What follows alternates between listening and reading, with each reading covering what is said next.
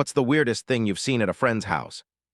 High school was a time of peak awkwardness and discovering just how weird other people's families could be, especially when it came to food. I got invited to my friend Mike's house for dinner one night. Mike was a chill dude. We'd hung out a bunch, but I'd never stayed for a meal before. Two other friends, Tom and Jake, were also there.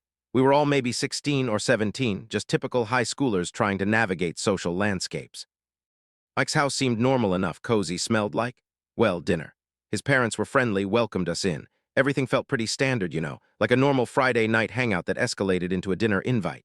Dinner started off totally fine. Mike's mom served this big pot of homemade bean soup. It was actually really good, hearty, lots of veggies, flavorful broth. We all finished our bowls, complimenting her cooking. We were chatting, laughing, just having a good time. The bowls were still on the table, though, each with maybe an inch or so of leftover soup liquid at the bottom. We figured she'd clear them before dessert, right? That's normal. This is where things took a hard left turn into what is happening right now territory. Mike's mom comes out of the kitchen carrying a beautiful dark chocolate cake. It looked moist, maybe a little fudgy, definitely homemade.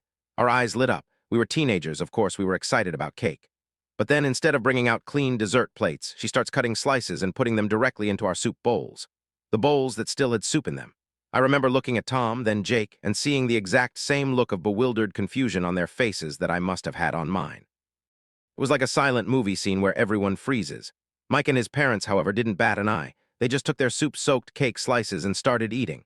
The sheer cognitive dissonance of it was wild. Sweet, rich chocolate cake, sitting in lukewarm, savory bean soup broth. The textures clashed, the soft cake absorbing the liquid, becoming soggy in parts while other parts were still firm. The flavors were just wrong. Like fundamentally wrong. It tasted exactly how it sounds, sweet chocolate mixed with salty, beanie soup water. It was honestly one of the most bizarre things I've ever tasted. We guests tried our best to eat it politely, taking small, hesitant bites. Mike, completely oblivious to our internal freakout, just spooned his soup cake mixture happily. "This is the best part," he said, mouth full. We just nodded weakly, trying not to gag or stare too obviously. The conversation got a little stilted after that. We finished as quickly as possible, thanked his mom profusely, and made our excuses to leave. The second we were outside, walking down his street, the dam of shared weirdness broke. We all just started talking over each other. "Did you see that? What was that? They ate cake and soup." It was insane to us. For Mike and his family, though, it was just dessert, perfectly normal. It made me realize how every family has their own little quirks, but this one felt less like a quirk and more like an alien tradition. We laughed about it for years. It's honestly still one of the first stories that comes to mind when someone asks about weird family habits.